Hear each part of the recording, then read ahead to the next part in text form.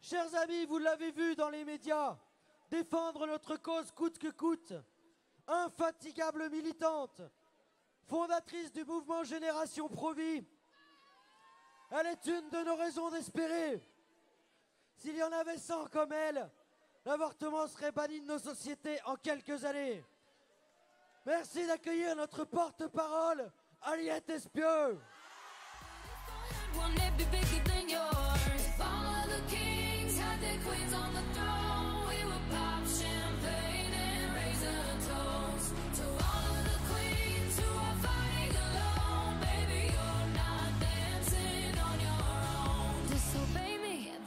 Je vais vous demander juste une petite faveur. Je vais vous demander tous de baisser vos pancartes, s'il vous plaît. Et puis, quand je vais gueuler Génération Pro-Vie, vous allez tous les lever en hurlant Génération Pro-Vie aussi. Génération Pro-Vie!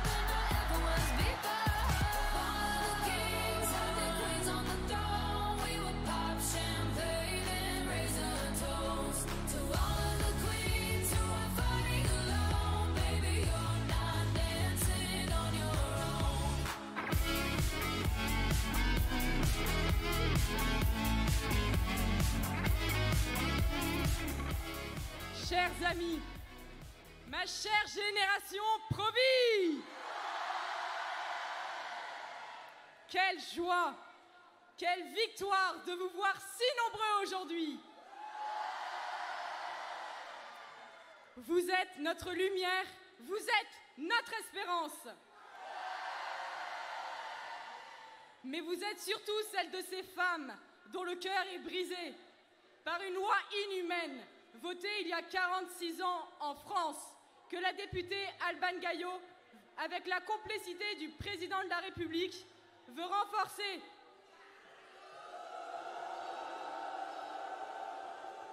Pour allonger le délai d'accès à l'IVG de 12 à 14 semaines.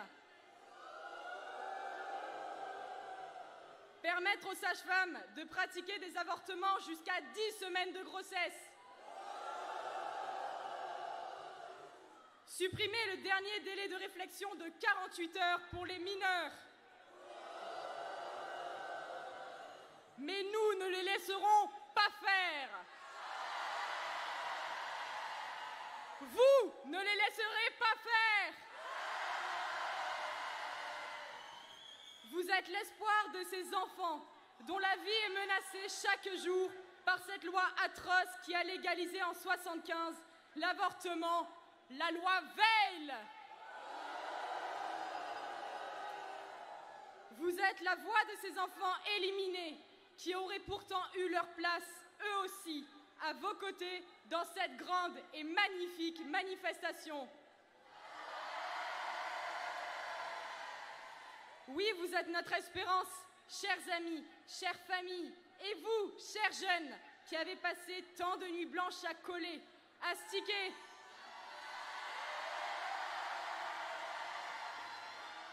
à tracter, à tweeter pour sauver la vie de ces femmes et de ces enfants dont le gouvernement se moque éperdument.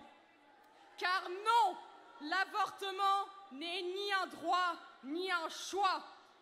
Il suffit d'écouter ces femmes parler de leurs avortements, de ces heures passées seules, sous la pression de leur conjoint ou de leur famille, sous la pression de cette société mortifère qui considère la maternité comme une maladie mortelle dont la femme devrait se libérer. Oui, l'avortement n'est pas et ne sera jamais un choix. Un choix libre ne devrait jamais conduire une femme en bonne santé à l'hôpital. Un choix libre ne devrait pas nous rendre malades, dépressives, ne devrait pas provoquer d'hémorragie. Un vrai choix est un acte libre qui nous fait grandir et qui respecte la vie de ceux qui nous entourent. C'est un choix qui nous respecte et qui respecte notre corps de femme.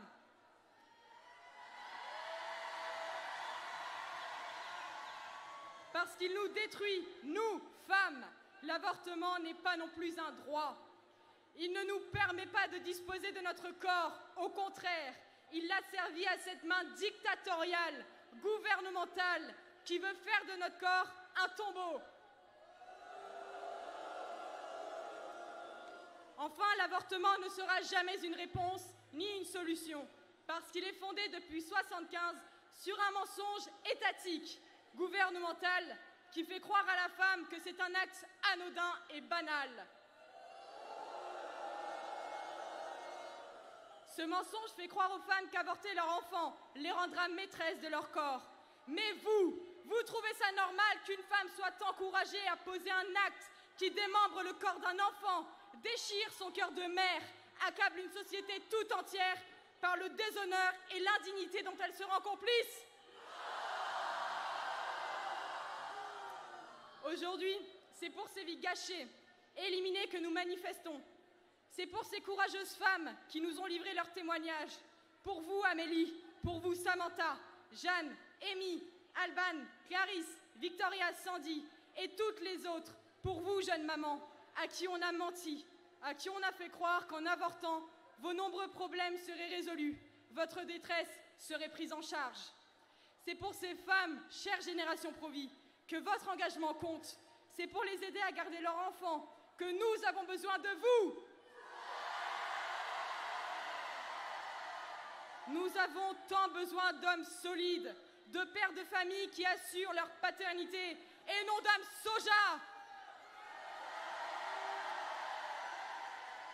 Nous avons tant besoin de femmes qui se respectent et qui respectent leur corps de femme. De personnes solides qui acceptent de donner leur temps pour aider les femmes à qui le gouvernement explique qu'avorter résoudra leurs problèmes financiers et conjugaux. Comme si l'avortement avait déjà réussi à régler des problèmes conjugaux.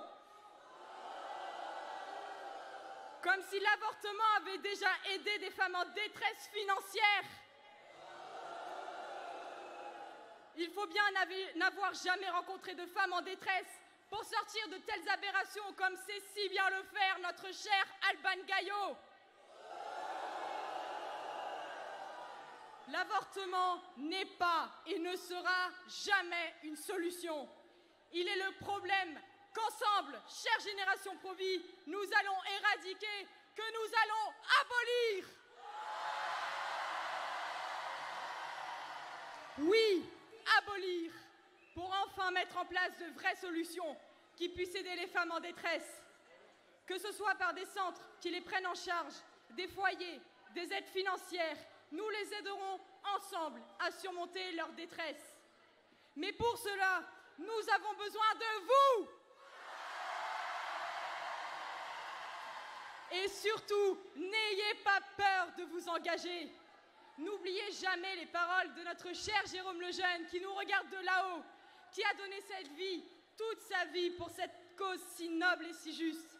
Notre conduite se résume en une seule phrase. Quoi qu'il arrive et quoi qu'il nous advienne, nous n'abandonnerons jamais. Merci. Faites du bruit pour Agnès.